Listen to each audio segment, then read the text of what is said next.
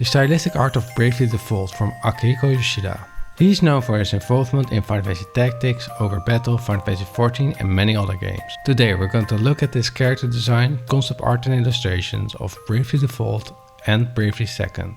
Bravely Default Flying Fairy is the game that reinvented the turn-based combat system into a high-risk, high-reward experience. The story starts off with the shepherd Tiz, who, after a destructive event of the Great Chasm, is the only survivor of the village Oranje. During his search for his brother and other survivors, he stumbles upon a girl named Agnes.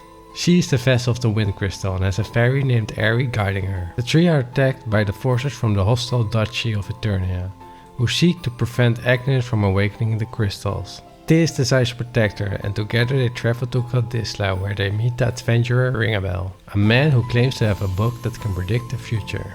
Soon after, they meet Edea, an Eterian soldier that deserted the army due to witnessing immoral actions of her commander. Party first decides to travel to the Wind Crystal that is consumed by darkness.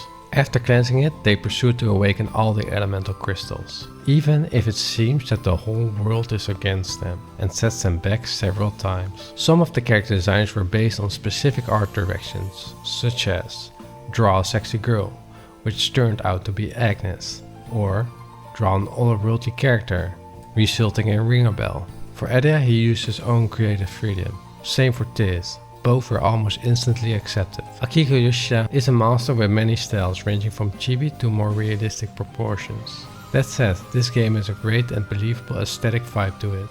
It is clear that the deformed concept art was used for the in-game character models. However, when we see a full-blown character portrait, we are certainly not caught off guard. This is mainly due to the face expressions and the eye type. He has this unique use of dark tones that makes his design so memorable. That said, when we look at the character proportions, you can see that the hands, feet and head are the most out of shape of them all. This is quite standard in most chibi designs and it's not that new. Despite, he makes them stand out as most of his designs contain clothes and weapons that don't contain too much soft edges. To emphasize, if you want to make a character that looks like a pillow, you make the edges round. If you want to give it more serious, you make it sharper. Most chibi or deformed designs fall into the first category. When we look at his coloring style and contrast, he favors using darker tones to create his characters. This adds to the dramatic tone of the game.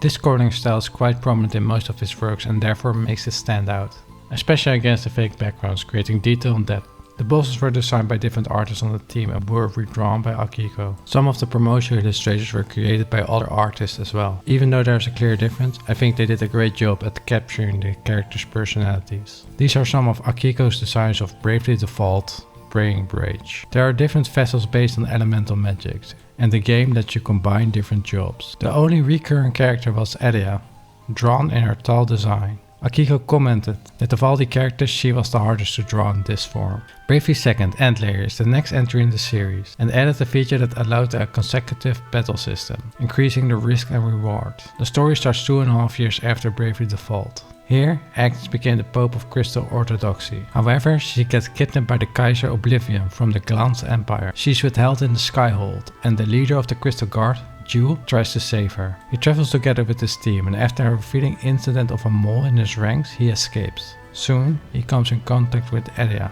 now the captain of the Eterian Ducal Guard. Together they try to wake Tiz, who has been comatose for 2.5 years. Furthermore, they meet Magnolia, who is the sole survivor of her village from the moon and can manipulate time with her hourglass. During that adventure, the team uses a crystal shard that can communicate with Agnes. Therefore, this new team sets off to pursue the Skyhold, save her and deal with the Kaiser. Unfortunately, Akihiko Yoshida didn't make a lot of art of this game. Despite, he did the character designs for Yew and worked together with Tomoya Asano on Magnolia. The first sketches had the goal to make a sexy girl from space with bunny ears and American influences. Of course, this changed a bit during development, and she turned into a more elegant, romantic character. Because this game takes place in a later time period, Akihiko wanted to add more mature features to Edea and Tiz.